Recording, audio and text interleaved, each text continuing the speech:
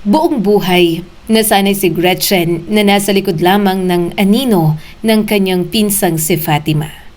Habang si Fatima ay minamahal, hinahangaan at tila pinagkakalooban ng lahat ng magandang bagay sa buhay. Si Gretchen naman ay tahimik na namumuhay kasama ang inggit na pilit niyang itinatago sa likod ng ngiti. Ngunit hanggang saan kaya dadalhin ng inggit ang isang taong sawang-sawa ng maging pangalawa? Ako si Skylar at sabay-sabay nating subaybayan ang kanilang kwento. Ang ganda-ganda talaga ni Fatima. Napahinto si Gretchen sa pag-aayos ng mga plato sa mahabang mesa nang marinig niya ang boses ng isa sa mga tiyahin niya mula sa sala. Kasunod noon ang sunod-sunod na tawanan. Hindi na niya kailangan pang lumingon. Alam niya kung sino ang pinag-uusapan. Si Fatima. Palagi namang ganoon. Huminga ng malalim si Gretchen bago ipinatong ang huling plato sa mesa. Pinilit niyang panatilihing kalmado ang mukha niya kahit unti-unti na namang kumikirot ang dibdib niya sa pamilyar na pakiramdam. Gretchen, huwag mong kalimutang ilagay dyan ng mga baso, sabi ng kanyang ina mula sa sala. Opo ma, ilang minuto pa lamang ang nakalilipas mula nang dumating sila sa bahay ng isang kamag-anak para sa kanilang taunang salo-salo. Pero pakiramdam ni Gretchen ay gusto na niyang umuwi. Gretchen! Napalingon siya nang nakita ang tiyahin na si Maribel na nakangiting papalapit. Bakit parang ang tahimik mo? Tanong nito. Hindi ka ba masaya? Family gathering natin ito, dapat ay nakangiti ka naman. Pinilit niyang ngumiti. Masaya naman po ako, tita. Sigurado ka? Umiling si Maribel at tiningnan siya mula ulo hanggang paa. Parang ang laki ng pinayat mo. Pero alam mo, mas bagay sa'yo kapag medyo nag-aayos ka. Napangiwi siya ng bahagya. Ganito lang po talaga ako. Hindi, Gretchen. Dapat nagpapaganda ka pa rin kahit may asawa ka na. Kaya mo namang gumanda kung gugustuhin mo. Tingnan mo si Fatima. Kahit saan siya tumingin, tila laging may daan patungo sa pangalan ng kanyang pinsan na paborito ng lahat. Pareho kayong maganda noon, dagdag ng tiyahin niya. Pero iba talaga si Fatima. May natural na dating, kahit simpleng damit lang parang elegante pa rin. Tumawa si Gretchen ng mahina, pero sobrang plastic nun. Siguro po, hindi naman ibig sabihin na pangit ka. Mabilis na sabi ng kanyang tiyahin. Maganda ka rin naman, kailangan mo lang siguro ng tamang estilo. Ang ikli mo na naman kasing manamit. Hindi nakakaeleganting tingnan katulad ng kay Fatima. Matabang na ang pakiramdam ni Gretchen. Ito po kasi talaga ang style ko, pero hindi naman po ibig sabihin hindi na elegante ang pag-uugali ko. Gusto ko po yung magpapa-highlight ng balingkinitan kong katawan. Wala naman po kasi akong bilbil at maitim na tinatago katulad ninyo. Nawala ang ngiti ng kanyang tiyahin. Halatang na-offend sa sinabi ni Gretchen. Pero wala siyang pakialam. Totoo namang mas pangit at losyang na ang tiyahin niya. Hoy, dumating na sila! Muling nag-ingay ang sala. Napatingin si Gretchen sa may pintuan. Nakita niya si Fatima na nakangiti. Napakasimple sa suot na kulay cream na bestida. Mahaba ang buhok, maayos ang pagkakatali sa likod, at may maliit na hikaw na alam niyang mamahalin. Kasama nito ang asawa nitong si Gabriel at ang anak na si Chelsea. Fatima, ang laki na ni Chelsea. Gabriel, kumusta? Halos sabay-sabay ang pagbati ng mga kamag-anak nila. Nakatayo lamang si Gretchen sa gilid. Pinagmamasdan niya ang eksenang yon. Nakakainis. Wala namang ginagawang masama si Fatima sa kanya. Hindi kailanman nagyabang sa kanya. Wala rin itong sinasabing masasakit na salita sa kanya. Pero sa totoo lang, yon ang mas nakakainis. Dahil kahit wala itong ginagawa, tila kusa pa rin lumalapit sa kanya ang lahat. Gretchen! Bulalas ni Fatima nang makita siya. Kumusta ka na? Parang ilang buwan din tayong hindi nagkita. Nagbakasyon kasi kami sa in-laws ko. Namiss kitang kausap. Sandaling natigilan si Gretchen. Hindi niya alam kung paano sasagot sa ganoong kabaitan. Miss din kita? May bahagi sa kanya na namimiss ang dating Fatima. ang batang kasama niyang naglalaro, ang pinsang sabay niyang tumatakbo sa bakuran, ang batang minsang nakikihati sa kanya ng pagkain. Ngunit habang tumatanda sila, nagbago ang lahat. Lalo na nang magsimulang mapansin ng mga tao ang pagkakaiba nila. Habang kumakain sila, mas lalo niyang naririnig ang mga papuri para kay Fatima. Fatima, ang galing mong mag-alaga kay Chelsea. Ang swerte ni Gabriel sa'yo. Ang sipag mo talaga. Ang bait mo kasi. Hindi ka nagbago kahit nakapag-asawa ka na ng mayaman. Napalunok si Gretchen. Napangasawa kasi ni Fatima ang dating boss niya sa trabaho na si Gabriel. Isang lalaking may sariling negosyo, malaking bahay, mga lupain, mga sasakyan, at maraming pera. Samantalang siya, hindi naman sila mahirap. May bahay sila, pagkain at maliit na negosyo ng asawa niya. Hindi sila nagugutom o naghihikahos, pero impyerno pa rin ang buhay niya, lalo na at nang bababae ang kanyang asawa. Gretchen, bakit hindi ka pa kumakain? Tanong ng kanyang ina. Kumain ka na. Busog pa ako. Napailing ang mama niya. Ano na namang problema mo? May problema na naman kayo ng asawa mo. Hindi siya sumagot. Nagpatuloy naman ang kanyang ina. Hayaan mo ng mambabae yun kung hindi mo talaga mapigilan. Basta ikaw pa rin ang asawa. Ikaw pa rin ang makikinabang sa mayroon ng asawa mo. Mahirap maging mahirap. Magtiis ka na lang dyan sa asawa mo. Ayokong bumalik sa dati nating buhay, Gretchen. Humigpit ang hawak niya sa kutsara.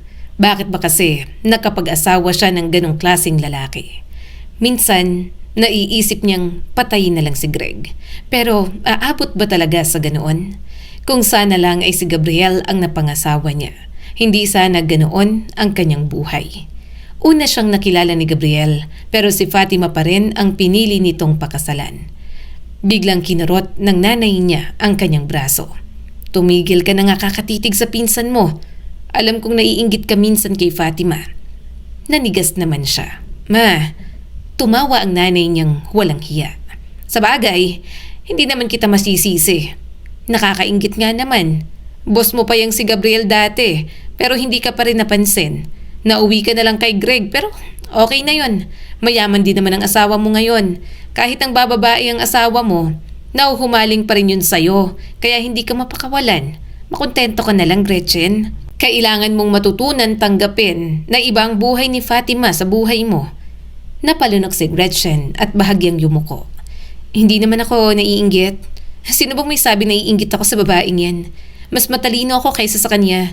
Nakapagtapos ako at nagkaroon ng maayos na trabaho dati. Siya, simpleng mananahi lang naman dati na inakit si Gabriel. Tumawa ang kanyang ina. At yan ang sinasabi mong hindi naiinggit. Abay hinay-hinay ka, oy. At umaalingasawang pagiging inggitera mo. Hindi na lang siya bumaling sa kanyang ina. Noon pa man, ganun ang ugali nito. Walang hiya, prangka at handang mangtapak din ng ibang tao para lang makuha ang gusto. At ayaw niya mang aminin, dito niya naman nakuha ang ugaling yon. Gretchen, sasama ka ba sa amin sa susunod na linggo? Tanong ni Fatima nang lumapit ito sa kanya. Napatingin si Gretchen dito. Nasa kusina sila noon. Kapag wala ang asawa niya, pumupunta lang siya sa bahay ni Fatima. Kasi nga, para kay Fatima, hindi lang sila magpinsan. Best friends din sila. May pupuntahan ba kayo? Tanong niya. Tumango si Fatima habang hinuhugasan ang lunchbox ni Chelsea. Oo, magbabakasyon daw kami sa Maldives. Nangako si Gabriel. Sama ka na sa amin para naman makapag-unwind ka. Baka istorbo ako? Umiling agad ito. Hindi ka naman istorbo. Saka alam ko naman kung bakit lagi kang pumupunta rito. Lagi kayong may problema ng asawa mo, hindi ba? Napabuntong hininga na lang si Gretchen. Kapag naiisip niya si Greg, sumasakit ang ulo niya. Nahuli niya na naman kasi na may ibang babae ang kanyang asawa. Hindi na lang makontento sa kanya. Gretchen, hindi ka naman istorbo sa akin. Pinsan kita. Best friend pa. Kung gusto mong sumama, sumama ka.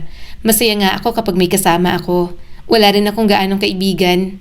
Alam mo naman, si Chelsea, si Mama at mga kasambahay lang ang kasama ko mostly. Si Gabriel kasi palagi rin talagang nasa work. Maghapon siya ron, umaga at gabi ko siyang nakakasama. Kaya minsan, pumupunta ako sa opisina niya. Nasa business trip pa akong minsan.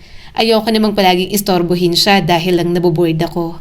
Napatitig si Gretchen sa pinsan niya. Matagal niya na itong kilala. Pero hanggang ngayon, hindi niya pa rin makita kung ano ang mayroon si Fatima na wala sa kanya. Gretchen? Usal ni Fatima. Natulala ka. Okay ka lang? Tumango na lang siya. Okay lang. Sure ka? Oo. Hindi na siya nagdagdag pa. Ayaw niyang makita ni Fatima ang nasa isip niya.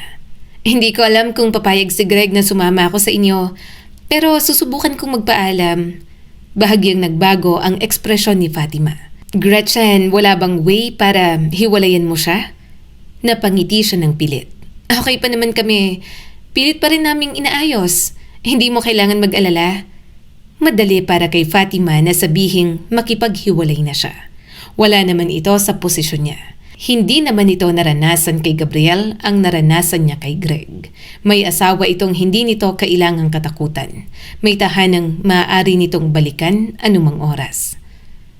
Ayoko sanang manghimasok. Maingat na dagdag ni Fatima. Nag-aalala lang talaga ako sa'yo. Hindi ko gusto na lagi kang malungkot kapag nakikita kita. Hindi sumagot si Gretchen. Sa halip, tumingin na lang siya sa lababo.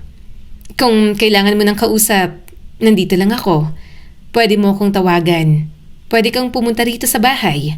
Patuloy ni Fatima. Tumango na lang siya. Salamat. Ngunit sa kaibuturan niya, may ibang salitang kumikirot. Kasi bakit si Fatima pa? Bakit si Fatima ang may ganoong buhay? Bakit ito ang laging minamahal? Bakit ang pinsan niya ang laging pinipili?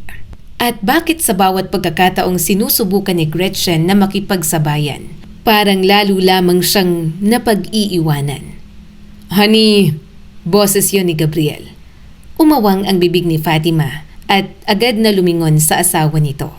Honey, ang aga mo naman. Mahina itong tumawa habang buhat si Chelsea. Maaga akong natapos sa work ko. Gusto niyo bang mag-movie night tayo? Sa labas na tayo kumain. Yes po, Daddy. Bulalas agad ni Chelsea. Napatawa naman si Fatima. Sige, kayong bahala. Napalingon si Gabriel sa kanya. Gretchen, nandito ka pala. Tipid nang umiti si Gretchen. Nakipagkwentuhan lang sa asawa mo. Mamaya, aalis na rin ako. Ayaw niyang mamatay na lang si Inggit. Kaya maya-maya'y nagpaalam na lang siya at umalis na. Naisipan niya na lang mag-shopping para kahit paano ay mawala ang kanyang stress. Pagdating ng gabi, halos 10:00 na nang makauwi si Gretchen. Inilapag niya ang mga pinamili sa sofa. Anong oras na? Tumayo si Greg at sinalubong siya. Bakit ngayon ka lang umuwi? Huminga siya ng malalim. Nasa bahay ako ni Fatima. Nag-usap lang, then namili na rin ako. Wala kasi akong magawa. Mataman niyang tiningnan si Greg.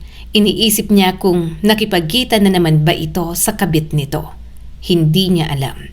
Mga message lang ang nabasa niya kahapon. Hinalikan siya ng asawa sa pisngi. Ang tagal mong umuwi. Hilig mo talaga sa shopping.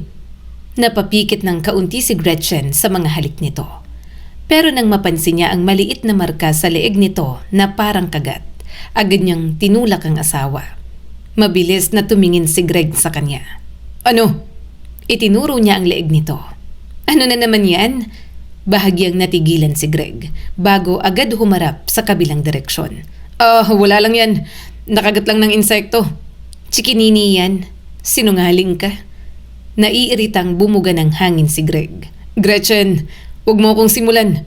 May ibang babae ka na naman, di ba? Kadiri ka. Kagagaling mo lang sa kanya tapos hahalik-halik ka sa akin ngayon? May marka sa leeg mo. Sinasabi ko na nga ba?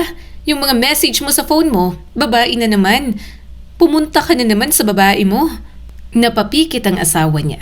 Halatang naiirita sa mga paninigaw niya. Bigla na lang nitong sinapo ng kamay ang baba niya.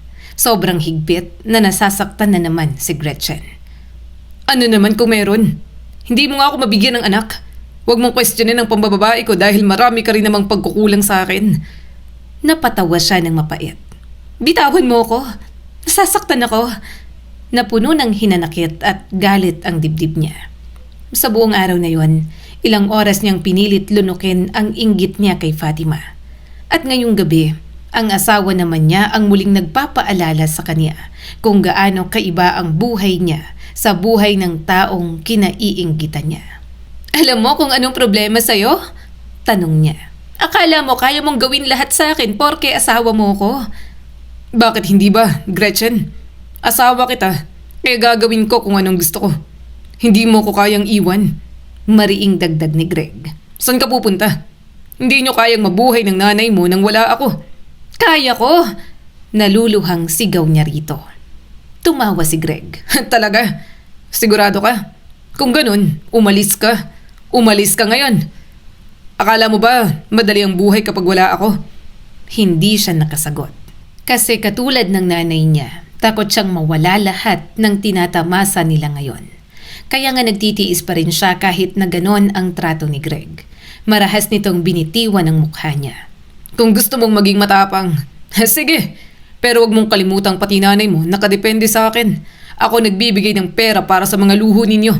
Galitin mo at aalisin ko lahat ng tinatamasa nyo ngayon. Nanginginig na ang mga kamay ni Gretchen. Hindi na siya makasagot. Natatakot siya sa posibilidad na totoo nga ang mga sinasabi nito. Napakawalang hiya mo, bulong niya. Paulit-ulit kang ng babae. Tapos kapag nahuli kita, ako pang sinisisi mo? Dahil ikaw naman talagang problema. Hindi akong problema, sigaw niya pa. Tumigil ka na, nakakarindi ka na. Pero tinuloy pa rin ni Gretchen. Hindi ako titigil, walang hiya ka, puro ka nalang babae. Isang malakas na sampal ang biglang tumama sa pisngi niya. Nanigas ang buong katawan ni Gretchen at napatigil. Naramdaman niya ang hapdi at init sa pisngi. Pagkatapos ay ang mga luhang hindi niya napigilan. Malambing na hinawakan ni Greg ang mukha niya na parang hindi siya sinampal kanina. Gretchen, bakit kasi hindi ka nakikinig? Nasaktan tuloy kita. Hindi siya makapagsalita.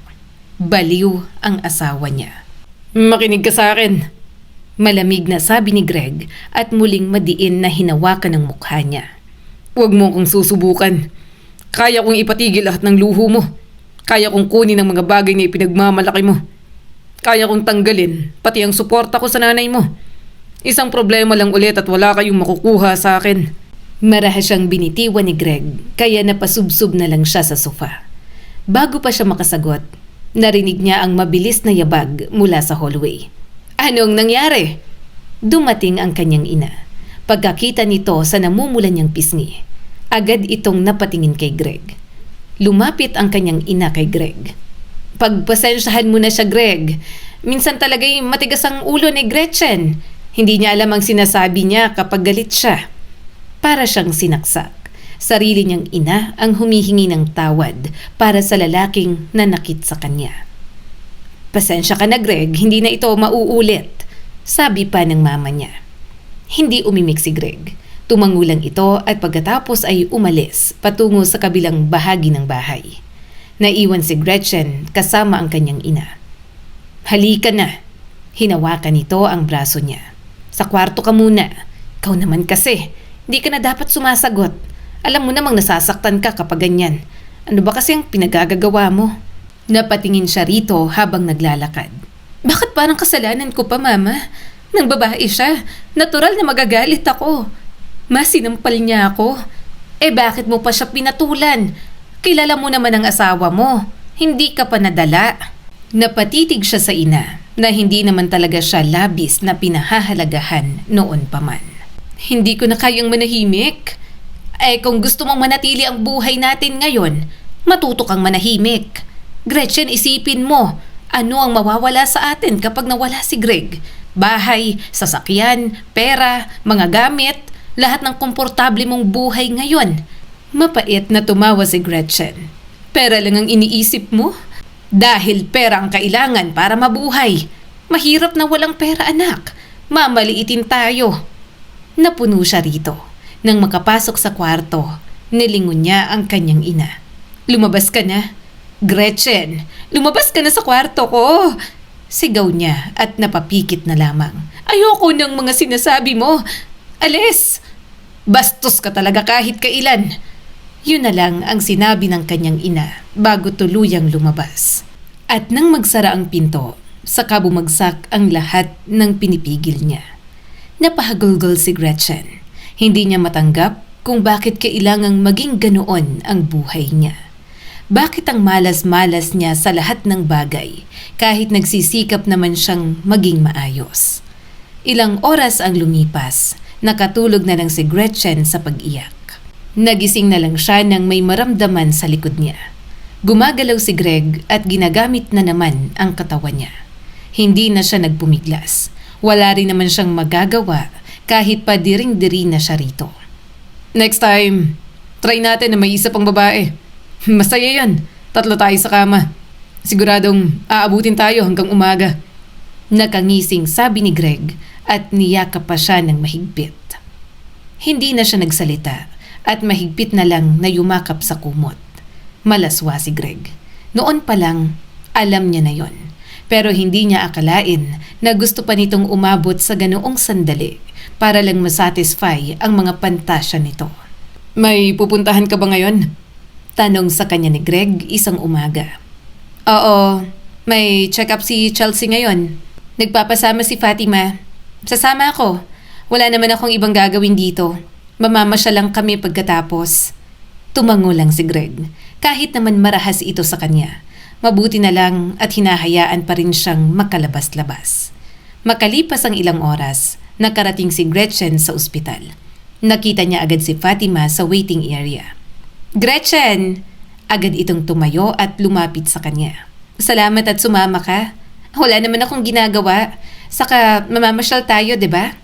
Ngumiti si Fatima. Oo, tulungan mo ako. Medyo naiinis kasi si Gabriel. Kasi bakit ang kaunti lang daw ng mga damit ko sa bahay? Binibigyan niya naman ako ng pera. Hindi naman talaga ako mahilig mamili. Napangiti siya ng pilit. Kung si Gretchen ang asawa ni Gabriel, pupunuin niya ng mga gamit niya ang walk-in closet. Kumusta naman si Chelsea? Tanong na lang niya at tiningnan ng bata. Okay naman, medyo inuubo lang at gusto kong ipatingin para sigurado. Lumapit si Chelsea at agad siyang niyakap. Hi, Ninang Gretchen! Hi, baby! Hinaplos niya ang buhok ng bata. Sa kabila ng lahat, gusto niya si Chelsea. Wala itong kasalanan sa anumang nararamdaman niya kay Fatima. Mahilig siya sa bata. Pero yun nga lang, hindi naman siya magkaroon ng anak. Nang tawagin na si Chelsea ng nurse, sumama si Fatima sa loob. Nanatili lang si Gretchen sa labas. Habang naghihintay, abala lang siya sa cellphone. Nang matapos, napangiti siya nang lumabas ang mga ito. Ano, okay na? Balikan na lang daw natin ang results mamaya. Halika na, gutom na rin kasi itong si Chelsea. Habang naglalakad palabas, may nakasalubong silang lalaki. Matangkad, maayos ang postura at naka-white coat. May hawak na folder habang naglalakad sa hallway. Hanggang sa huminto ang lalaki nang makita si Fatima. Fatima! Uy, hi, Doc! Nakangiting bati ni Fatima. Naningkit ang mga mata ni Gretchen. Nakita niya kung paanong nagbago ang ekspresyon ng lalaki. Hindi yun simpleng pagkilala. May kung anong malalim doon. Gretchen, meet Dr. Martin Valdez. Ngumiti ito sa kanya. Nice to meet you. Ganun din, sagot ni Gretchen. Si Dr. Martin ang isa sa mga doktor nung nagkaproblema sa mukha si Gabriel, paliwanag ni Fatima. Ngumiti pa ulit si Martin. Matagal na rin nating hindi nakita ang isa't isa, Fatima. Tumango si Fatima at bahagyang natawa. Oo, ilang taon na rin. Hindi ko alam na nandito ka, Doc. Hindi na nagsalita si Gretchen. Pinagmasdan niya lamang si Martin. At habang nakikipag-usap ito kay Fatima, lalo niyang nararamdaman na may kakaiba. Pagkatapos ng check-up ni Chelsea, nagtungo sina Fatima at Gretchen sa cafeteria. Abala si Fatima sa pagbubukas ng pagkain para kay Chelsea, habang si Gretchen ay tahimik na umiinom ng tubig. Ang tahimik mo, puna ni Fatima. Pagod lang. By the way, ano ba yung doktor kanina? Kaibigan mo? Ngumiti si Fatima. Oo, naging kaibigan namin siya ni Gabriel. Naging doktor siya ni Gabriel dati. Plastic surgeon kasi siya. Naaksidente dati ang asawa ko at siyang naging doktor para maayos ang mukha. Alam mo, nakakatuwang nakita natin si Dr. Martin. Sobrang bait niya nga eh. Sinimulan niya na lang kumain. Abala naman na kumain ang mag-ina. Pero sa salamin ng cafeteria, may nakita siyang pamilyar na lalaki sa hallway. Si Martin na nakatayo sa malayo at nakatingin kay Fatima. Ngunit nang lumingon si Gretchen, biglang naglakad palayo ang doktor. Hindi niya sinabi kay Fatima. Sa halip, pinanood niya itong nawala sa hallway. At mukhang hindi lang yon ang unang beses. Simula noon, naghanap na siya ng paraan para makapagmanman kay Martin. At hindi nga siya nagkamali sa hinala niya. Bingo! May gusto ka kay Fatima? Bakit sumusunod ka na parang stalker? Nahumaling ka? Bahagya siyang natawa habang pinagmamasdan si Martin na pinagmamasdan si Fatima. Si Fatima na naghihintay na sunduin ang anak sa school. May baliw siyang asawa, kaya alam niyang kapag baliw ang isang lalaki sa isang babae. Ano kayang magandang gawin sa isang to? Mukhang gustong-gusto si Fatima. Natawa pa si Gretchen sa dami ng tumatakbo sa kanyang isipan. Nababaliw na rin yata ako. Bakit pa puro mga baliw ang nakikita ko? Nag-init ang gilid ng kanyang mga mata. Pero anuman ang tumatakbo sa utak niya, magandang plano rin naman yon. Baka posible. Baka maging paraan para makatakas siya sa buhay na mayroon siya. Sa mga sumunod na araw, napansin niyang palaging ang nakasunod si Martin kapag may pagkakataon. Hanggang isang araw, hinintay niya si Martin sa may ospital. Nakita niya itong lumabas sa isang hallway at agad niya itong nilapitan. Doc, Martin. Huminto si Martin at agad siyang nakilala. Gretchen, kaibigan at pinsan ni Fatima, hindi ba? Matamis siyang ngumiti at lumapit dito. May oras ka ba? Tiningnan siya nito ng matagal. Para saan? May gusto lang akong itanong tungkol kay Fatima. Mukhang inosente ang mukha ni Martin. Para bang walang ginagawang masama. Para bang hindi stalker ng pinsan niyang nagugustuhan nito. Biglang sumeryoso ang kanyang mukha. Bakit mo siya sinusundan? Tumaas ang mga kilay ni Martin at malumanay pang ngumiti. Sinusundan? Hindi ko alam kung ano ang ibig mong sabihin. Alam mo, nakita kita. Hindi ako mangmang. Hindi rin ako naive katulad ni Fatima. Ano, gusto mo siya? Lumapit ng kaunti si Gretchen. Nakita kita kagabi at nung mga nakaraang araw, sinusundan mo siya. Nagbago ang ekspresyon ni Martin. Anong gusto mong mangyari? Napangiti si Gretchen. Interesting. So, gusto mo nga ang pinsan ko. Kailan pa yan? Sure ako hindi simpleng gusto lang yan. Nauhumaling ka ba? Gaano mo na siya katagal minamasdan? Hindi sumagot si Martin. Pinagmamasdan siya nito na parang kaunti na lang ay sasakalin na siya. Pero hindi siya matitinag doon. Gagamitin niya ang pagkahumaling ni Martin kay Fatima para makuha ang gusto niya. Sagutin mo ako, Doc. Malay mo, pareho tayong makinabang kapag nagustuhan ko ang sagot mo. Natawa pa si Gretchen. Matagal na katahimikan ang namagitan sa kanila. Hanggang sa tuluyan ang bumaba ang balikat ni Martin. Ilang taon ko na siyang sinusubaybayan. Dati ko pa siyang gusto. Simula nang makita ko siya. Iniligtas niya ako isang beses sa isang aksidente. Simula nun, hindi na siya mawala sa isip ko. At oo, gusto ko si Fatima. So gusto mo siya para sa'yo? Bakit mo sinusundan? May binabala ka? Gusto mo si Fatima para sa'yo? Tanong pa ni Gretchen. Sinusubukan kung hanggang saan ang kaya nitong gawin para makuha si Fatima. Ano ba talagang gusto mong mangyari? Mariing tanong ni Martin at napatingin pa sa ibang naglalakad doon. Napahigpit ang hawak ni Gretchen sa bag niya. Hindi siya sigurado sa totoong damdamin ni Martin para sa kanyang pinsan. Hindi niya alam kung mahalaga pa ba ang pagkakaiba. Ang alam niya, may lalaking handang gawin ang lahat para makuha si Fatima. Kung ganon, mahina niyang sabi. Baka matulungan kita. Napakunot ang noo ni Martin. Ano? Matutulungan kitang makuha si Fatima. Napangiti pa ulit si Gretchen kahit hindi niya alam kung mapagkakatiwalaan ba si Martin. May gusto rin akong makuha. Anong gusto mo? Ang buhay na meron siya, sagot agad ni Gretchen. Gusto kong maranasan kung anong pakiramdam na ako naman ang pinipili. Gusto kong angkinin ang buhay na meron siya. Asawa, anak, lahat. At alam kong matutulungan mo ako. Kapag nagawa natin yon, mapapasayo si Fatima ng walang problema. Hindi siya sigurado sa mga sinasabi niya. Pero yun talagang gusto niya. Ang tanging paraan para maalis din si Gretchen sa buhay na mayroon din siya ngayon kay Greg. Kailangan niyang baguhin lahat sa kanya at angkinin ang buhay ni Fatima na kinaiinggitan niya.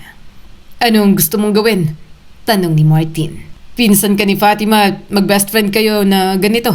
Traitor ka? May naiisip kang ganito laban sa pinsan mo? Natawa naman si Gretchen. Dok, huwag kang magmalinis. Kaibigan mo si Gabriel pero ginugusto mo at kinababaliwan ng asawa niya. Hindi ba? Pareho lang tayo. Makipagkasundo ka sa akin at makukuha mo din ang mga gusto mo. Kapag nakuha mo si Fatima, magiging akin si Gabriel. Nakita niya sa mga mata ni Martin na nakukumbinsi na ito. At hindi siya nagkamali. Dahil bago sila maghiwalay ng gabing yon, pumayag ulit si Martin na makipagkita sa kanya. Gusto nito ang plano niya para makuha si Fatima mula kay Gabriel. May naisip ako, paano kung kunin ko ang mukha ni Fatima? Napabaling agad si Martin sa mga sinabi niya. Ulitin mo nga ang sinabi mo. At ano? Gusto kong angkinin ang mukha ni Fatima. Nanatiling nakatitig sa kanya si Martin. At sa pagkakataong yon, may kakaibang lamig na dumaan sa mukha nito. Hindi. Napakunot ang noo ni Gretchen. Bakit? Ayoko. Natawa siya ng mahina. Hindi naman ikaw ang magpapasya. Akala ko gusto mo siyang makuha. Kung ganon, anong problema? Nanahimik si Martin ng matagal. Inaasahan niya na yon. Nakikipagkasundo siya sa lalaking may gusto kay Fatima. Ayaw din ito ng paraan na madedehado ang pinsan niya. Hindi ko gusto na may ibang taong gumamit ng mukha niya. Saad ni Martin at sumandig sa upuan. Napangiti si Gretchen. Pero yun nga ang punto. Ako magiging mukha niya. Ikaw naman ang makakakuha sa totoong Fatima. At kapag ako naging mukha niya, hindi na maghahanap si Gabriel ng totoong Fatima. Ayoko pa rin. Hindi ako papayag na kamukha mo si Fatima. Anong gusto mo? Babuyin ang mukha ng babaeng mahal ko at ibigay sa'yo? Napabuntong hininga si Gretchen. Martin, hindi mo maintindihan. Hindi naman sa bababuyin. Kailangan mo lang ng replacement ni Fatima kung gusto mong makuha siya nang walang naghahanap sa kanya. At ako ang perfect para ron. Gusto mo ba talaga siya? Gaano ka nahuhumaling kay Fatima? Hindi ka ba nagsasawang pasunod-sunod ka na lang? Hindi mo susundan si Fatima kung hindi mo siya gustong kunin, Martin. Alam ko may binabala ka, kaya linisin natin ang plano mong yan. Mayaman si Gabriel, hindi basta-basta. Kapag nawalang asawa niyan, ipapahanap siya. Kaya dapat may haharap na sa kanya na ibang Fatima. At ako dapat yun. Sa pagkakataong yun, tumingin ng diretso si Martin sa kanya. Halatang nakukumbinsi na ito sa mga gusto niyang mangyari. May gusto siyang makuha. May gusto rin si Martin. At pareho nilang alam kung sino ang nasa gitna ng lahat ng yon.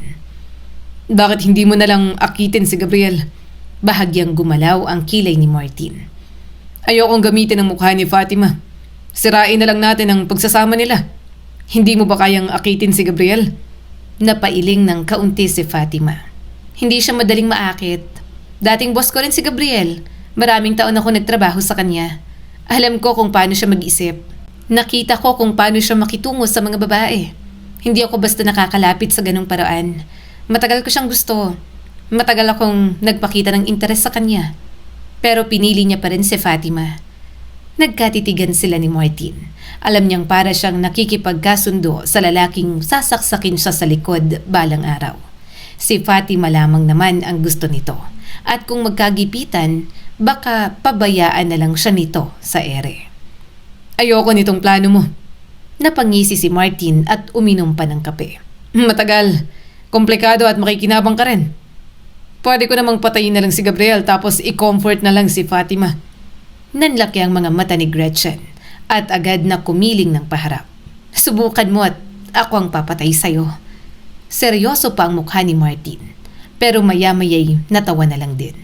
Sa reaksyon nito, alam na alam niyang mukhang sa baliw siya nakikipag-usap. Manghang-mangha si Martin at pinalakpakan pa siya. Pero in fairness, magandang plano yan. Mas exciting. Gusto ko yan. Mas gusto kong lokohin na lang natin silang lahat.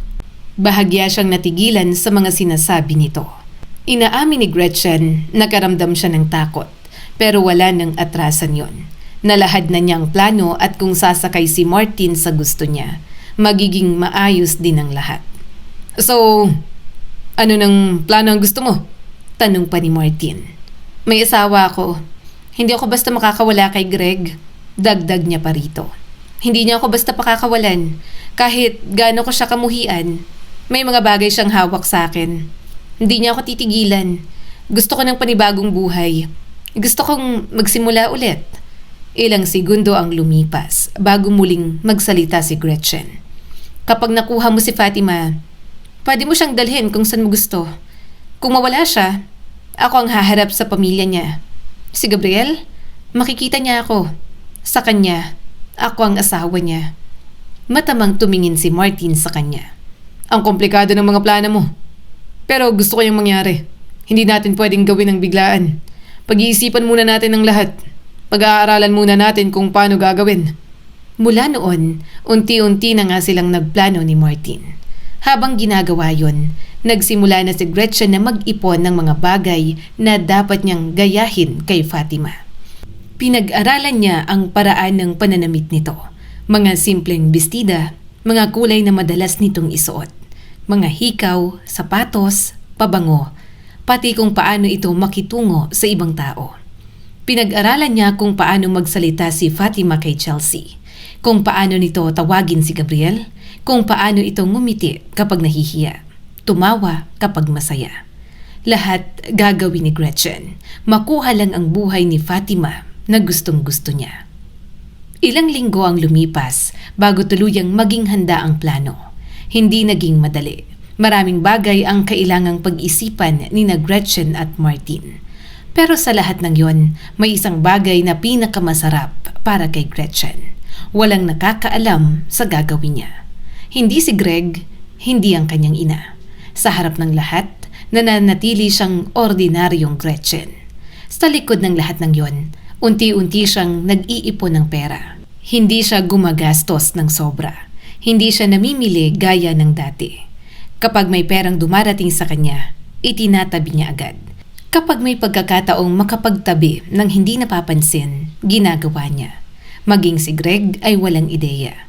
Isang gabi, habang kumakain sila, napansin ni Gretchen na nakatingin sa kanya ang asawa niya. Bakit parang hindi ka na namimili ngayon? Tanong ni Greg. Dati, halos bawat linggo may dala kang bagong gamit at damit. Ngayon parang bigla kang naging matipid. Pinilit niyang ngumiti. Nagsawa na ako sa shopping. Parang halos lahat meron na naman ako. Hindi naman kailangan lagi akong gumastos para maging masaya. Saka marami na rin akong gamit dito sa bahay. Tumango na lang si Greg at hindi na nag-isip ng kung ano pa. Lumipas pa ang isang linggo. Nagkaroon ng business trip si Greg. Kinuha niya yung pagkakataon para makalayas na sa bahay. 1 week ako sa Singapore. Dito ka lang. Behave, okay? Saad ni Greg at malalim siyang hinalikan. Pero wala na talagang gaanong nararamdaman si Gretchen. Oo, bumalik ka agad. May miss kita. Ngumisi lang ang asawa niya bago sumakay sa sasakyan nito. Nang makaalis, nagsalita ang ina sa kanyang tabi. Yan, dapat ganyan kayo palagi ni Greg. Hayaan mo na lang mambabae. Basta hindi ka hihiwalayan at ikaw pa rin ang legal na asawa, magiging okay din ang lahat.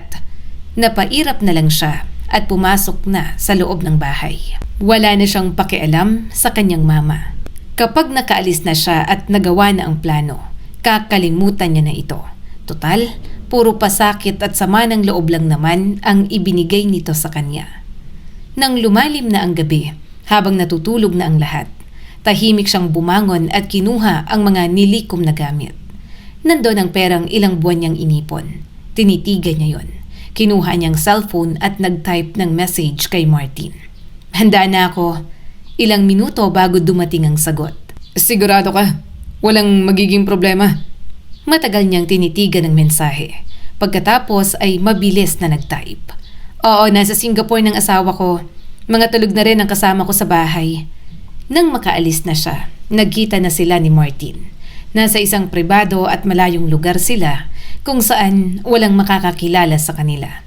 So, eto na, tanong ni Martin. Wala ka ng pag-aalinlangan dito? Tumango na lang si Gretchen.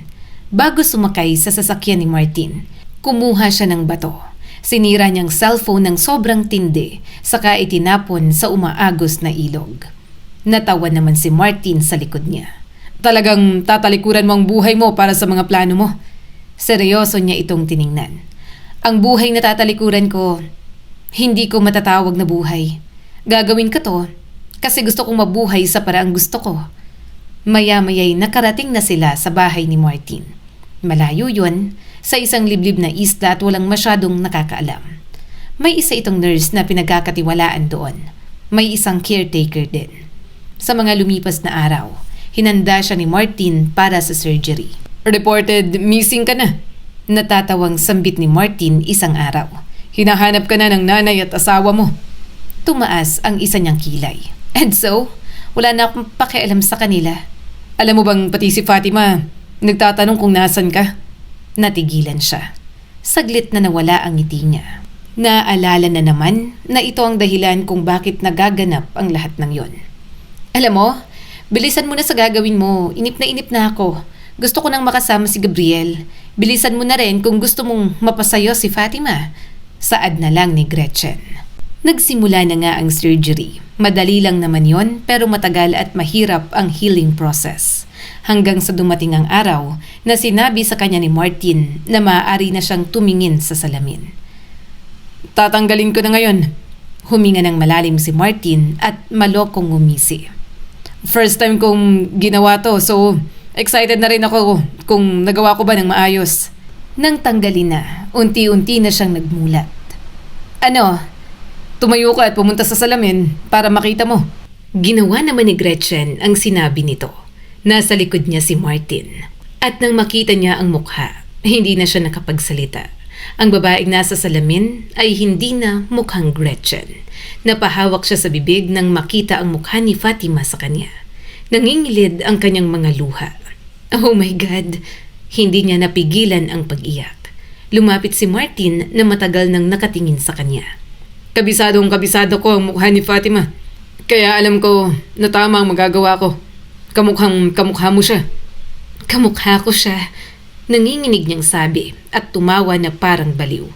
Hindi ako makapaniwala. Kamukha ko na si Fatima. Tinitigan niya ang sariling mukha. Ang mukha na dati niyang kinaiinggitan, ngayon ay nasa kanya na. Gumagana na. Hindi na ako Gretchen. Good thing. Medyo malapit ang pagkakapareho ng boses niyong dalawa ni Fatima. Hindi ka gaanong mahihirapang magpanggap. Sambit ni Martin. Nagkatinginan sila sa salamin. Hindi naman ako timang para pasukin ang plano na to na wala akong alas. Pinag-aralan ko lahat tungkol kay Fatima para hindi ako mahirapan magpanggap na ako talaga siya. Napahawak siya sa salamin. Sa unang pagkakataon, nakaramdam siya ng kakaibang lakas na wala siya noon. Hindi na siya ang asawa ni Greg na walang sariling direksyon. May mukha na siyang kayang magbukas ng pinto patungo sa buhay na matagal niyang pinapangarap. Fatima, bulong niya sa sariling refleksyon. Akin ang buhay mo. Akin na ang mukhang ito. Pagkatapos niyang gumaling, nagsimula na silang magplano para sa susunod na bahagi. Kailangan na nilang magplano kung paano makukuha si Fatima. Mahirap siyang kunin, lalo na't bahay school lang siya ng anak niya. Palagi pang kasama ni Gabriel. Saad ni Martin. Nilunok na muna ni Gretchen ang kinakain niya bago magsalita. Ako nang bahala. What if tumawag ako sa kanya? Then makipagkita ko. Kunwari, hihingi ako ng tulong sa kanya. Papupuntahin ko siya kung nasan ako. Sasabihin ko na siya lang. Matataranta yun at pupuntahan ako agad. Nagkaroon ng interes si Martin. Kaya yun na nga ang pinag-usapan pa nila. Kung paano kukunin si Fatima. Gayunpaman, sa kabila ng lahat, hindi pa rin lubos ang tiwala ni Gretchen kay Martin. Hindi niya alam kung kailan maaaring magbago ang isip nito. Hindi niya alam kung gaano kalalim ang damdamin nito para kay Fatima at kung hanggang saan aabot. Hindi siya mangmang. Alam niyang hindi normal ang paraan ng pagtingin nito kay Fatima. Nasira mo na bang brake? Tanong ni Gretchen sa tauhang inutusan niya. Tumango naman ito. Sa una gagana pa. Pero kapag long drive na, tuluyan ang masisira. Marahan siyang tumango at binigyan ito ng pera. Napangisi naman ito at umalis na kaagad. Habang nakatitig sa sasakyang gagamitin bukas ni Gretchen, hinihiling niyang sana ay umepekto yon. Maaksidente ang mga ito at madamay na rin si Fatima para wala na siyang problema. At si Gretchen tuluyan ang aangkinin ang buhay ni Fatima. Sa kabilang banda, maayos pa rin at masaya ang buhay ni Fatima kasama ang kanyang pamilya. 2 taon nang lumipas at masaya pa rin siya kasama ang asawang si Gabriel at ang anak nilang si Chelsea. Mommy, maganda po ba ako? Nakangiting tanong ni Chelsea pagkatapos niyang ikulot ang buhok nito. Mahinang tumawa si Fatima at inilapat ang ilong sa ilong ng kanyang anak. Palagi kang maganda anak ko, walang araw na pangit ka. Bumungis-ngis si Chelsea at yumakap sa kanya. Thank you, Mommy. May na po kasi ako sa'yo. Mommy, pwede po bang araw-araw po na i-curl mo po ang buhok ko? Mas extra po kasi ang prettiness ko kapag naka-curl po ang buhok ko, sabi po ng friend ko. Hinaplos niya ang buhok nito. Talaga? Sinabi ng friend mo? Pero anak, ano man ang hair mo, sobrang pretty mo pa rin. Nagkulitan pa silang mag-ina. Maaga pa naman kasi. Nang bumaba, inasikaso niya na ang pagkain nito. Habang nagsasandok ng pagkain para kay Chelsea, may mga brasong bigla na lang yumakap sa kanya. Good morning, honey! Bati ni Gabriel at mas lalo pang humigpit ang yakap. Napangiti siya at inabot ang mukha ng kanyang asawa. Good morning! Ang aga mong magising. Sana mamaya ka na bumangon. Hindi ba sabi mo, mamaya ka pa papasok sa opisina? Kumawala na si Gabriel sa yakap at yumuko. Pero ayoko mag-skip ng breakfast kasama kayo. Sasama ako sa paghatid kay Chelsea. Napangiti ng malawak ang anak nila. Talaga po, Daddy? Kasama ka po sa maghahatid sa amin? Tumawa si Gabriel at tumingin sa anak nila. Yes, baby. Ang ganda mo naman, anak. Anong meron ngayon? Bakit naka-curl? May event ba? May program po kami sa school, paliwanag ni Chelsea habang inaayos ang buhok.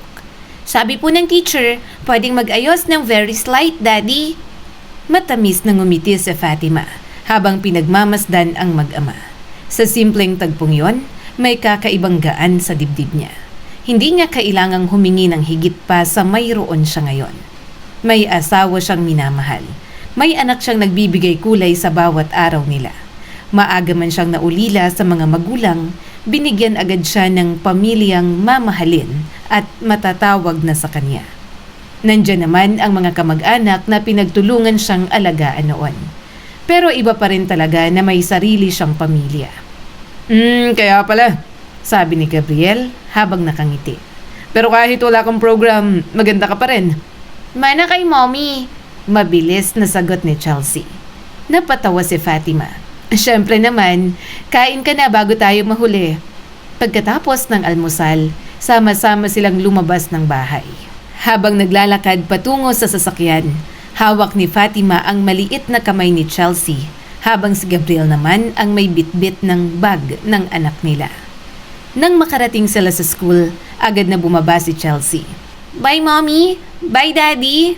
Bye, baby! Sabi ni Fatima habang hinahaplos ang buhok nito. Have fun! Dagdag ni Gabriel at hinalikan ito sa noo. Bago tuluyang pumasok sa gate si Chelsea, bumalik ito at niyakap pa silang dalawa. Love you! Love you too! Natatawang sagot ni Fatima. Nang mawala sa paningin nila ang anak, napabuntong hininga si Fatima. Ang bilis niyang lumaki. Totoo, sagot ni Gabriel, sabay haplos sa kanyang tiyan. Kailan kaya masusundan? Gusto mo na? Napakagat labi si Gabriel at hinalikan siya sa mga labi. Oo, kung ready ka na ulit mga anak. Kasi parang kailan lang, kinakarga pa natin siya.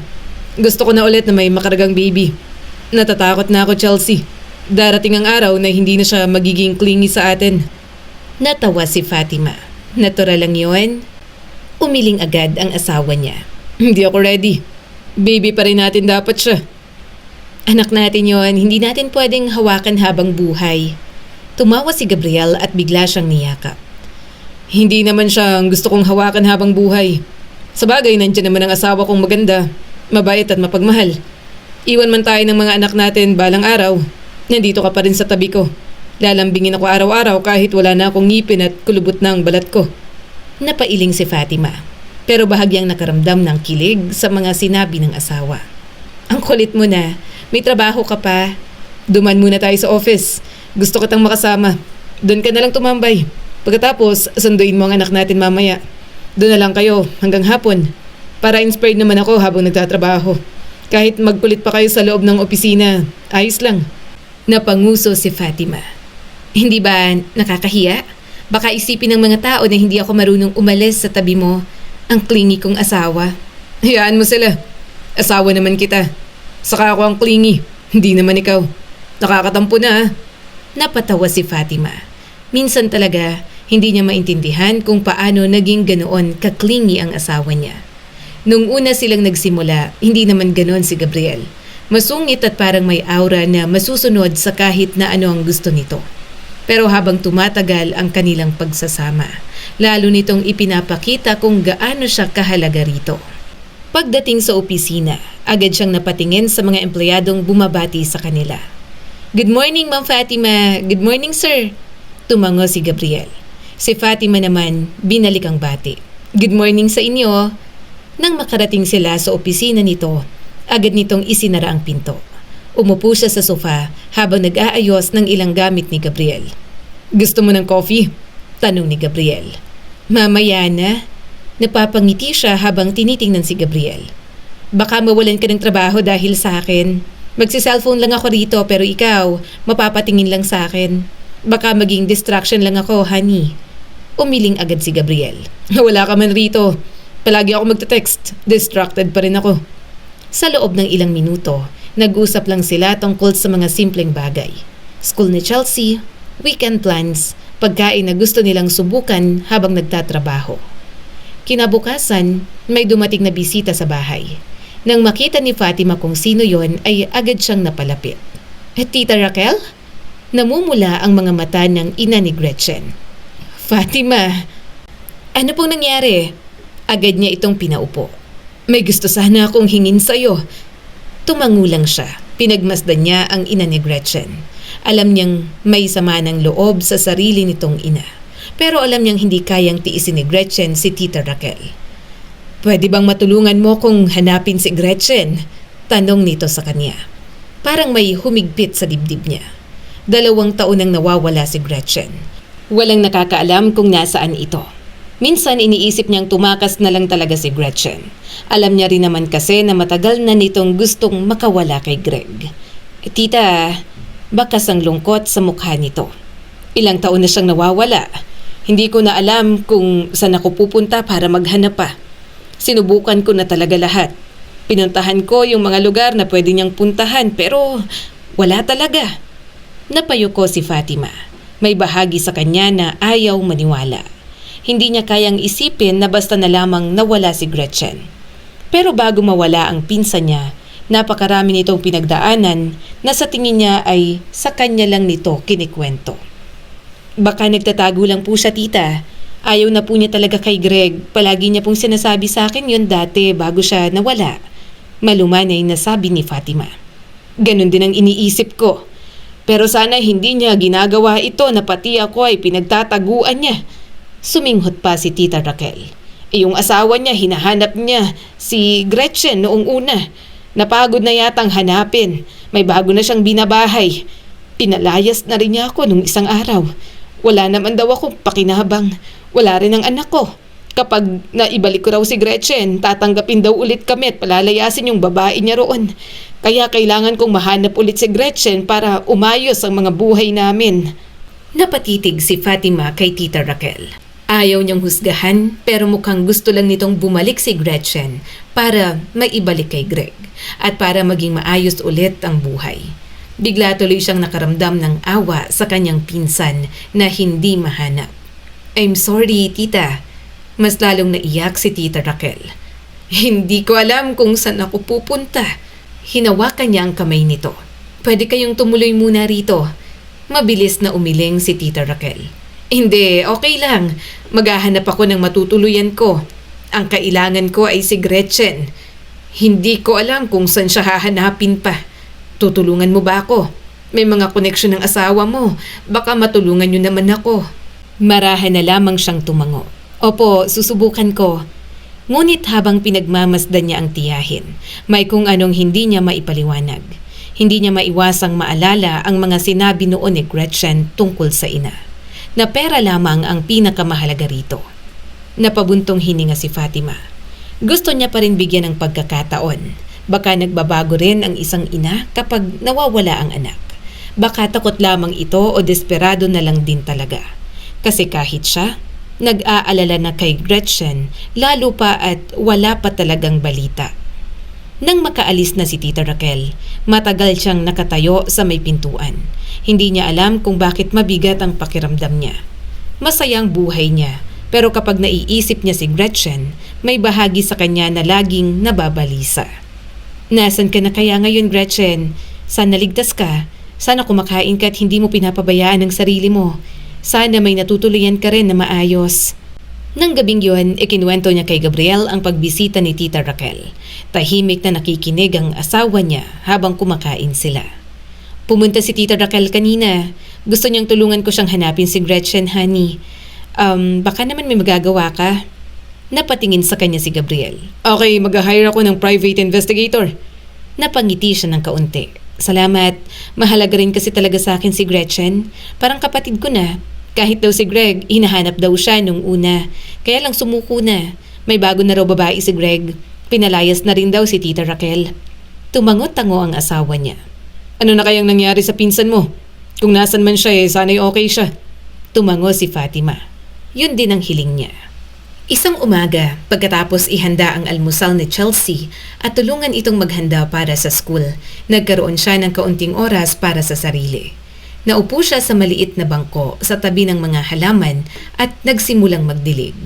Napangiti siya habang tinitingnan ang kaunting tubig sa dahon ng halaman, hanggang sa tumunog ang cellphone niya. Napatingin siya sa mesa. Sandali siyang nag-isip kung sasagutin ba niya ang hindi pamilyar na numero. Hello? Tanong ni Fatima. Walang sumagot agad. Napakunot ang noo niya. Hello? May narinig siyang mahinang paghinga sa kabilang linya. Fatima! Naniga siya. Nakilala niya agad ang boses na yon. Gretchen, ikaw ba yan? Hindi ako makapaniwala. Shh! Huwag kang maingay. Baka may makarinig sa iyo na tumawag ako. Humigpit ang hawak niya sa cellphone. Gretchen, nasan ka? 2 taon kang nawala. Hinahanap ka namin. Fatima, pakinggan mo muna ako. Huwag ka munang maingay, please. Baka may makarinig sa iyo dyan na tumatawag ako sa iyo. Naramdaman niyang nangingilid ang luha sa kanyang mga mata. Gretchen, nakala ko isang luha ang dumaloy sa pisngi niya. Thank God, maayos ka. Napabuntong hininga si Gretchen. Pero wag mong sabihin kahit kanino na tumawag ako. Napatingin siya sa paligid. Bakit? Gretchen, kailangan mong sabihin sa akin kung nasan ka. Nag-aalala ako sa'yo. Hindi ko pwedeng sabihin sa'yo sa phone. May kailangan akong sabihin sa'yo. Kailangan kitang makita. Agad siyang tumayo. Saan? Pero kailangan mong sundin lahat ng sasabihin ko. Puntahan mo ako ng walang kasama. Huwag mo ring sabihin kay Gabriel. Natigilan si Fatima. Bakit kailangang itago yun kay Gabriel? Pero dahil takot siyang mawalan muli ng pagkakataong makausap ang pinsan, pumayag na lang din siya. May tiwala naman siya kay Gretchen. Baka natatakot lang talaga ito na may makaalam kung nasaan ito, lalo na si Greg. Okay, sige, saan tayo magkikita? Tanong pa ni Fatima. Pero bakit ba ganito? Nagtatago ka ba? Gretchen, natatakot ako. Please, Fatima, ikaw lang ang makakatulong sa akin. Nanikip ang dibdib niya. Nahimigan niya talaga ang takot sa boses ng kanyang pinsan. At sa sandaling yon, nawala ang lahat ng kanyang pagdududa. Okay, sabi ni Fatima. Sabihin mo lang kung nasaan ka. Nagbigay si Gretchen ng lugar. Pinapunta siya nito sa parking lot sa tapat ng isang building. Hindi niya alam kung bakit doon, pero hindi na siya nagtanong pa. Anong oras? Tanong ni Fatima. Naghahanda na para makipagkita. Pagdating mo, wag kang tatawag. Mag-message ka lang. Kapag nakarating ka na, sasabihin ko kung saan ka pupunta. Bahagya siyang natigilan at tiningnan ang sarili sa salamin. Gretchen, ano? Miss na kita. Mahina niyang sabi. Hindi ko alam kung anong mga pinagdaanan mo, pero sana naging maayos ka sa 2 taon na hindi ka nagparamdam at nagpapasalamat ako na ako ang una mong tinawagan. Matagal na katahimikan ang namayani bago sumagot si Gretchen. Miss din kita. Sa lahat ng tao, alam kong ikaw ang magiging sagot para makaalis ako sa sitwasyong meron ako. Napangiti siya ng kaunti. Mahal na mahal niya ang pinsan niyang si Gretchen. Sa lahat ng kamag-anak niya, ito ang talagang dikit niya. Bago siya makapagsalita, naputol ang tawag. Matagal niyang tinitigan ang cellphone. Hindi niya alam kung ano ang nararamdaman niya. Nagparamdam si Gretchen. Ibig sabihin, buhay ito at ligtas kahit papaano. Makalipas ang ilang oras, nakarating siya sa lugar na sinabi ni Gretchen. Nasa parking lot na siya pero halos walang tao. Huminto siya sa gilid at tumingin sa paligid. Kinuha niyang cellphone at agad na nag-type ng message. Nandito na ako, nasan ka na? Ilang segundo lang bago dumating ang sagot. Huwag kang aalis, iaabante ko lang ang sasakyan. Napatingin siya sa paligid. Nasan ka? Matagal ang sagot. Pagkatapos ay dumating ang isang message. Pulang sasakyan, pumasok ka na, sa loob ako. Napalingon siya. May ilang sasakyan sa parking lot. Hanggang sa makita niya ang isang pulang sasakyan sa hindi kalayuan. Lumapit si Fatima at huminto sa tabi. Narinig niya ang click ng pagbukas ng pinto. Kaya agad siyang sumakay. Pagpasok, nakita niya si Gretchen na naka-hoodie at nakatungo. Hindi niya makita ang mukha. Kinabahan siya, ngunit pinilit niyang maging kalmado. Gretchen? Dahan-dahang lumingon ang pinsan niya. At parang binuhusan siya ng tubig na malamig. Hindi siya agad nakapagsalita. Ang mga mata, hugis ng mukha, mga labi at kabuuang anyo, katulad ni Fatima. Para siyang nakatingin sa salamin, ngunit alam niyang hindi siya yon. Gretchen? Mabagal na ngumiti ang pinsan niya. Kamusta, mahal kong pinsan? Gretchen, nanginginig ang boses niya. Anong ginawa mo sa mukha mo? Bakit kamukha kita? Lumapit ito at biglang umatras si Fatima. Sinubukan niyang buksan ang pinto pero nakalak na yon. Gretchen, anong nangyayari? May kung anong kaba na kumalat sa katawan niya. May inilapit itong panyo na may matapang na amoy. Gretchen! Sinubukan niyang umiwas. Tumigil ka, anong ginagawa mo? Unti-unting nanghina ang katawan niya. Naramdaman niyang umiikot ang paligid. Hindi niya maintindihan. Bakit? Bakit ginagawa yun ni Gretchen? Gretchen! Tumawa ang pinsan niyang kamukha niya. Sorry, Insan. Akin ang buhay mo. Huwag ka mag-alala. Ako nang bahala sa asawa at anak mo.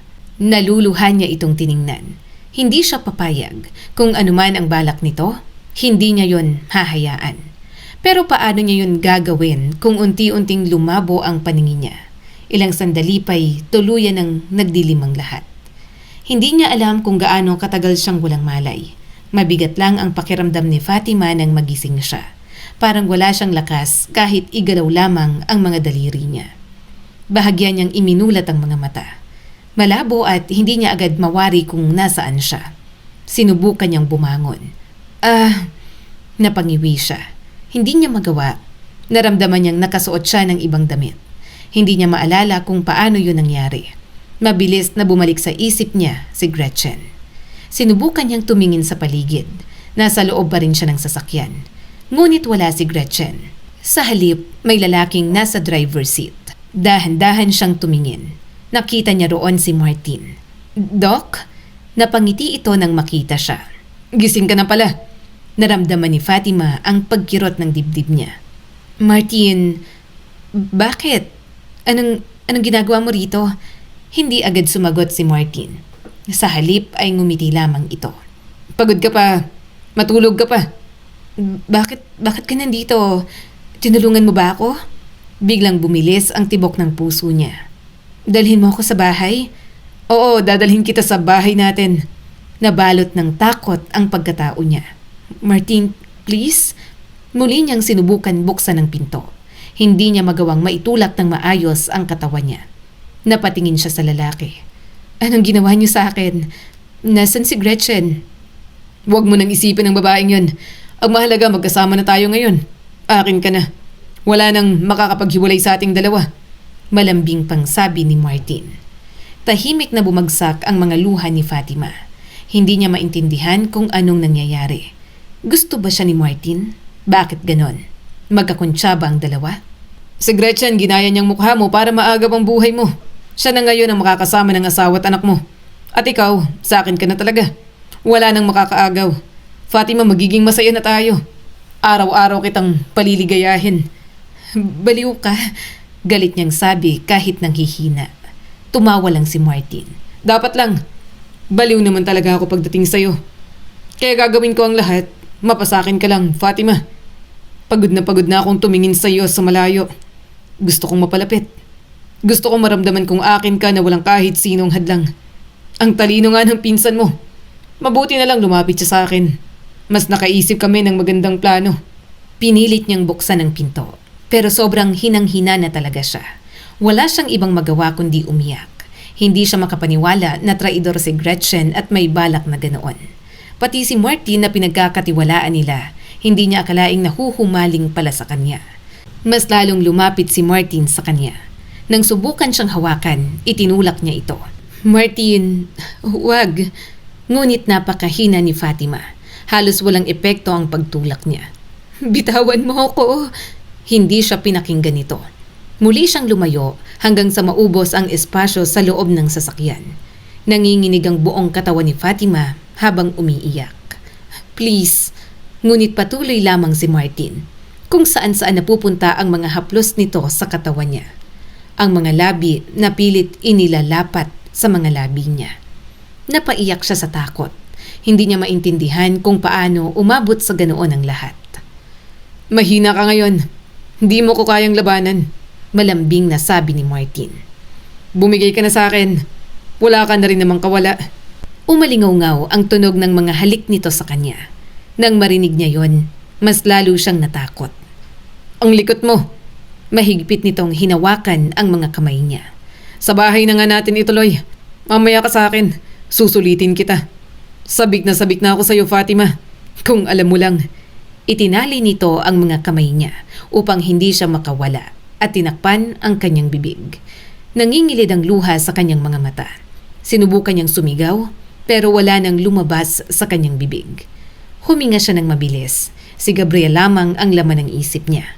Kailangan siyang matulungan ng asawa niya. Hindi niya alam kung nasaan siya. Hindi niya alam kung saan siya dadalhin ni Martin. At higit sa lahat, hindi niya alam kung ano ang ginawa ni Gretchen. Ilang taon niyang minahal ang pinsan niya. Tinuring niyang kaibigan, tinutulungan niya ito sa tuwing may problema. Kaya bakit ganoon ang ginawa sa kanya? Tumulo ang mga luha niya habang patuloy na umaandar ang sasakyan. Hindi niya alam kung gaano katagal ang biyahe. Minsan, ipinipikit niya ang mga mata niya dahil nahihilo siya. Makalipas ang ilang minuto, napansin ni Fatima na nagbago ang kilos ni Martin. Nagmumura ito ng malakas habang natataranta. Gretchen, walang hiya ka. Anong ginawa mo? Sigaw ni Martin. Mas mabilis ang paghinga nito. Tumitingin ito sa harapan, pagkatapos ay sa mga kamay. Martin, anong nangyayari? Nanghihina niyang tanong. Malakas ulit itong napasigaw. Naramdaman niyang bumilis ang takbo ng sasakyan. Anong nangyayari? Tanong niya at pilit na inayos ang pag-upo. Hindi sumagot si Martin. Muling sinubukan itong kontrolin ang sasakyan. Ngunit hindi nito magawa. Nakita ni Fatima ang takot sa mukha nito. Natataranta na at parang hindi alam ang gagawin. Martin! Sigaw ni Fatima. Nakita niya ang isang malaking truck na paparating. Nanlaki ang mga mata niya. Martin, may truck! Isang malakas na busina at sigaw ang narinig niya. At pagkatapos, nagkaroon ng isang malakas na banggaan. Naramdaman niya ang impact dahil doon. Hindi niya alam kung ilang segundo o minuto ang lumipas. Nang muli siyang magising, parang baliktad na ang mundo. Nakatagilid ang katawan ni Fatima. Nasa itaas ang ilang bahagi ng sasakyan at nasa ibaba ang kalsada. May basag na salamin, usok at tunog ng mga taong nagsisigawan sa labas. Daing niya nang may maramdamang masakit. Napapikit siya. Hindi niya agad maigalaw ang katawan. May masakit sa tagiliran niya, kirot sa ulo, at dugo na nararamdaman sa balat. Dahan-dahan niyang nilingon ang driver's seat. Hindi na gumagalaw si Martin. Hindi niya alam kung buhay pa ito. May humawak sa pinto mula sa labas. "May tao sa loob! May babae! Gising ang babae!" May mga yabag, mga boses. Nang mabuksan ang kaunti ang pintuan, may lalaking sumilip sa loob. "Ma'am, naririnig mo ba ako?" Tumango si Fatima at napaluha. "Tulungan niyo ako. Ayoko pang mamatay. Kailangan ako ng anak at asawa ko." Okay. Huwag kang gagalaw. Ilalabas ka namin." Patuloy siyang umiiyak. May isa pang taong tumulong sa kanya. Unti-unting naalis ang takip sa bibig niya. Napasinghap siya ng malalim. "Ma'am, huminga ka ng dahan-dahan." Humagulgul siya pero ginawa niya pa rin. "Please." "Okay ka, nandito kami. Bakit nakabusal ka at nakatali?" Dinukot ako ni Martin. Yung kasama ko sa sasakyan. "Please, tumawag kayo." "Sino?" Tanong ng tumulong sa kanya. Napapikit siya at mas lalong nanghina. "Ang asawa ko, si Gabriel." "Okay, tatawagan namin. Anong pangalan mo?" Pero parang wala na siyang marinig. Patuloy ang panghihinang nararamdaman niya. At sa gitna ng mga boses ng mga taong tumutulong sa kanya, muli siyang nawala ng malay. Sa kabilang banda, tahimik na nakatayo si Gretchen sa harap ng salamin. Hindi niya maalis ang tingin sa sarili. Dahan-dahan niyang hinaplos ang kanyang pisngi. Sinundan ng mga daliri niya ang hugis ng panga, ilong at mga labi. Kahit siya mismo ay nahihirapang paniwalaan ang nakikita. "Hindi na ako si Gretchen," bulong niya. Napangiti siya ng matamis. Sa unang pagkakataon sa buong buhay niya, hindi niya kailangang tumingin kay Fatima ng may inggit. Dahil mayroon na siyang mukha nito. At higit pa ron, meron na siyang pagkakataong kunin ng buhay nito. Suot niya ang mga damit ni Fatima. Simple lang yon, ngunit ibang-iba ang dating ng isuot niya. Maging ang paraan ng pagkakatali ng buhok ng pinsan niya, ginaya niya rin. Kinuha niya ang bag ni Fatima at isa-isang tiningnan ng laman. May maliit na wallet, susi, lipstick at pabango. Napangiti siya nang makita ang pabango. Mabilis niya yung ginamit. Yun mismo ang amoy na palagi niyang naaamoy kapag nasa tabi si Fatima. Huminga siya ng malalim. Ganito ang amoy ni Fatima. Napangiti siya pagkatapos ay kinuha niya ang cellphone. Bahagyang kumabog ang dibdib niya nang buksan niya yon. Walang password. Binuksan niyang messages. Isa-isa niyang binasa ang mga pangalang nandoon. Napangiti siya nang makita ang dami ng mensahe ni Gabriel. "Hello honey, kumain ka na ba? Namiss na kita. Uuwi ako ng maaga." Napahigpit ang hawak niya sa cellphone. Yon ang mga mensaheng gusto niyang matanggap noon. Mga bagay na pinapangarap niyang matanggap mula kay Gabriel. Maya-maya'y tumunog ang cellphone. Napatalon si Gretchen ng bahagya. Tumatawag si Gabriel? Saglit siyang natigilan. Hindi niya inakalang tatawag ito agad. Huminga siya ng malalim bago sinagot. "Hello? Honey?" Naniga siya nang marinig ang boses ni Gabriel. "Hello? Nasaan ka?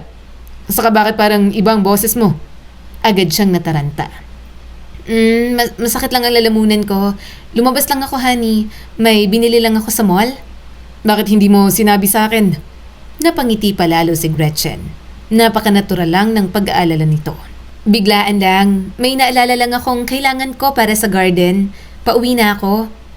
Okay. Hintayin kita. Gusto na kitang makita. 1 linggo akong wala dahil sa business trip.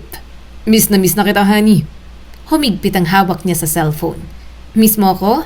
Miss na rin kita. Sobra, Gabriel. Uwi na ako. Hindi na ako makapaghintay na makita ka." Mahinang tumawa si Gabriel. "Sige, ingat ka. I love you." Saglit na natigilan si Gretchen. Hindi niya alam kung ano ang dapat niyang sabihin. Pero mabilis siyang nakabawi at mas lalong naging masaya. "I love you too. Mahal na mahal kita, Gabriel." Nang matapos ang tawag, matagal siyang nakatingin sa cellphone. Unti-unting lumawak ang ngiti niya. Pagdating niya sa bahay, sinalubong agad siya ni Gabriel. "Finally!" Bago pa siya makapagsalita, hinalikan siya nito. Nanlaki ang mga mata niya sa gulat. Pero makalipas ang ilang segundo, gumanti siya ng halik. Sabik na sabik at parang ayaw nang matapos ang sandaling yon. Mabilis niyang hinawakan ang balikat nito. Gusto niyang patagalin ang sandaling yon. Gusto niyang maramdaman na siya talaga ang babaeng minamahal nito. Ngunit natawa si Gabriel at marahang lumayo. Wait lang, honey. Bakit? Namumungay ang mga mata ni Gretchen habang hinihingal. May mga kasambahay. Napatingin ito sa paligid. At baka bumaba na si Chelsea. Parang batang nahuli. Napangiti na lang ulit si Gretchen. Okay, pasensya na. Miss na miss lang talaga kita. Tumawa si Gabriel at mahigpit na yumakap sa kanya. Mamaya na lang, okay? Miss na din kita. Sa hapunan, maingat niyang ginampanan ang papel ni Fatima. Inasikaso niya si Chelsea. Pinakinggan ang mga kwentong tungkol sa school. Mommy, may project kami bukas. Anong project? Tanong niya rito. Family tree. Napangiti siya ng sobra. Family tree? Sige, tutulungan kita. At sa buong hapunan, ginawa niya lahat para hindi mahalata ang pagkakaiba. Nagsalita siya sa paraan ni Fatima. Ginamit niya ang mga ekspresyong matagal niyang pinag-aralan. At bawat minuto, lalo siyang nagiging kampante. Pagkatapos ng hapunan, inihatid niya si Chelsea sa kwarto nito. Good night, Mommy! Hinalikan niya ang noo ng bata. Good night, baby. I love you. Parang hinahaplos ang puso niya. Hindi siya pwedeng magkaroon ng anak. Kaya nga, naging malapit din siya kay Chelsea. Ngayong siyang nandoon, gagawin niyang lahat para maging maayos na ina rito. Nang gabing yun, magkatabi sila ni Gabriel sa kanilang kwarto. Nang lumapit ito, hindi na siya umatras. Muli siyang hinalikan na agad niyang sabik na ginantihan. Miss na miss mo ko? Bulong ni Gabriel. Tumango siya kaagad. Sobra. At sa pagkakataong yon, hindi na siya nagkunwari na wala siyang nararamdaman. Masaya siya. Sobrang masaya si Gretchen. Yun na ang buhay na matagal niyang pinapangarap. Gabriel, nakangiti niyang usal sa pangalan nito habang tinatanggal ang kanyang mga saplot. Mahina siyang tumawa nang bigla siya nitong binuhat at ibinagsak sa kama ng nakatalikod. Hindi pa rin makapaniwala si Gretchen na nagaganap yon sa kanila ngayon ni Gabriel. Ngunit sa gitna ng mga halik nito sa likod niya, bigla itong tumigil. Napakunot ang noo nito. Tumihaya at umayos ng upo. Gabriel, hindi ito sumagot. Tumayo ito at puno ng pagtataka na tiningnan siya. Bakit? Tanong ni Gretchen at sinubukan itong hawakan. Halika na, honey. Miss na kita. May kakaiba sa mga mata nito. Bigla itong kumilos. May kinuhang kung ano. At bago pa niya maintindihan ang nangyayari, nakita niya ang baril na hawak nito. Nanlaki ang mga mata ni Gretchen. Gabriel, itinutok nito ang baril sa kanya. Sino ka? Anong ginagawa mo? Parang may yelong dumaloy sa katawan niya. Ano bang sinasabi mo? Ako si Fatima. Hindi ikaw ang asawa ko. Umiling agad si Gretchen. Bakit mo sinasabi yan? Ako ang asawa mo. Ano bang nangyayari sa'yo? Kilala ko ang asawa ko. Hindi ikaw ang asawa ko. Kaya pala pagdating mo pa lang, parang iba ng pakiramdam ko. Nanginginig ang mga kamay niya. Hindi makapaniwalang mahahalata agad ni Gabriel na hindi siya ang asawa nito. Gabriel, ako si Fatima. Itigil mo na yan. Natatakot na ako. Lumapit ito ng kaunti at mas lalong itinutok sa noo niya ang hawak nito. Sinungaling! Hindi ikaw si Fatima. May tattoo ka dapat sa likod ng balakang mo. Hindi siya nakapagsalita. Alam niyang walang tattoo si Fatima. Hindi ito kailanman makakaisip na gumawa ng ganon. Meron siyang maliit na tattoo. Mariing sabi ni Gabriel. Alam ko, dahil ako ang naglagay nun nung last anniversary namin. At ikaw, wala sa balakang mo. Hindi ikaw ang asawa ko. Kakaiba ka. Pati ang mga mata mo. Kabisado ko ang mga mata ni Fatima. Ang matagal niyang plano, nawala ng isang iglap dahil sa madaling pagkilala ni Gabriel. Hindi. Akala niya, sapat nang gayahin ang mukha ni Fatima. Akala niya sapat ng aralin ang kilos nito. Ngunit may mga bagay na hindi niya maaaring kopyahin. Mga bagay na tanging totoong Fatima lang ang makakaalam. Sabihin mo sa akin kung sino ka at nasa ng asawa ko. Ako nga si Fatima. Pilit pa ni Gretchen. Tumigil ka. Nasa ng asawa ko. Hindi siya sumagot. Nanatili siyang tahimik. Hindi niya maaaring sabihin. Nandoon na siya. Kaya kailangang tanggapin ni Gabriel na siya talaga si Fatima. Baka malusutan niya pa yon. Gabriel, please. Ako nga si Fatima. Ako ang asawa mo. Umiling si Gabriel. Hindi. Sabihin mo sa akin ang totoo. Saan mo dinala ang asawa ko? Hindi aamin si Gretchen kahit ano ang mangyari. Hindi niya sasabihin kung nasaan si Fatima. Hindi niya ibibigay ang buhay na yon. Baka nga patay na si Fatima at wala naman siyang pakialam. Ngunit hindi na siya pinakinggan ni Gabriel. Sa isang mabilis na kilos, pinigilan nito ang kanyang mga kamay at itinali siya upang hindi siya makagalaw. Gabriel! Mariin nitong itinali ang kamay niya gamit ang cable wires. Sabihin mo kung nasaan ang asawa ko. Ako nga sabi si Fatima. Bakit mo ba ginagawa to? Honey, natatakot ako. Mas lalong nagalit si Gabriel. Tumigil ka. Wag mo kong tawagin ganyan. Hindi ikaw si Fatima. Nasaan siya? Nasaan ang asawa ko? Honey, napasinghap si Gretchen nang bigla siya nitong sampalin. Napatigil na siya. Namuo ang luha sa kanyang mga mata. Sabihin mo sa akin kung nasan si Fatima. Nanginginig na sabi ni Gabriel at napasigaw. Mahigpit niyang pinikit ang mga mata. Hindi ko sasabihin kahit anong mangyari. Tanggapin mo na ako ang asawa mo ngayon. Ako si Fatima. Samantala, nagising si Fatima na puting kisame ang bumungad sa kanya. Ilang segundo siyang nakatitig roon bago niya tuluyang naalala kung nasaan siya. Napapikit siya agad nang bumalik sa isip niya ang mga nangyari. Napasinghap pa nang subukan niyang igalaw ang katawan. Ang sakit! Parang bawat buto ni Fatima ay may sariling kirot. Mabigat ang ulo niya at masakit ang tagiliran. Ngunit sa kabila ng lahat, ang unang pumasok sa isip niya ay hindi ang sarili niyang kalagayan. Ma'am, gising na po kayo. Napalingon siya sa nurse na nasa tabi niya. Nasaan po ako? Nasa Clark Medical Hospital po kayo. Naaksidente po kayo pero ligtas na kayo ngayon. May mga tao nakakita sa aksidente at silang tumawag sa emergency responders. Huminga siya ng malalim. Pwede ba akong tumawag? Makikigamit ng cellphone kahit kanino. Nanginginig ang mga kamay niyang kinuha ang cellphone na iniabot ng nurse. Nanginginig ang mga daliri na tinype niya ang numero ng asawa. Nang marinig niyang boses ni Gabriel, tuluyang bumigay ang lahat ng pinipigil niyang luha. Gabriel? Fatima? Naramdaman niyang nanginginig ang boses nito. Honey, ikaw ba yan? Oo. Nasaan ka? Gulat nitong tanong. Anong nangyari? Anong ginawa nila sa'yo? Okay ka lang ba? Hindi na niya napigilan ang paghikbi. Nasa ospital ako. Naaksidente ako, Gabriel. Sa Clark Medical Hospital. Natatakot ako. Pupuntahan kita. Walang mangyayari sa'yo. Pupunta ako ngayon. Alam ko na peke ang babaeng to sa harap ko. Nalaman ko na agad na hindi ikaw to. Muntik na. Muntik nang may mangyari. I'm sorry, honey. Mabuti na lang. Nakita ko ang likod niya. Napapikit siya at mas lalong naiyak. Masakit na may kalambingang iba ang asawa niya. Gayunpaman, wala itong kasalanan. Hindi naman alam ni Gabriel. Mabuti na lang, mabilis din na nakilala ng asawa niya. Salamat sa tattoo na nilagay nito sa balat niya. 1 taon nang nakakalipas. Pinagtalunan pa nila yon, pero pumayag na rin naman siya. Kasi parang regalo niya na rin. Gusto kasi ni Gabriel na may pangalan nito na nakaukit sa balat niya. Gabriel, si Doc Martin? Biglang tumahimik ang kabilang linya. Ano ang tungkol sa kanya? Siyang kasama ko. Nanginginig ang labi niya. Siyang kumuha sa akin. Hindi ko alam kung ano ang gusto niyang gawin sa akin.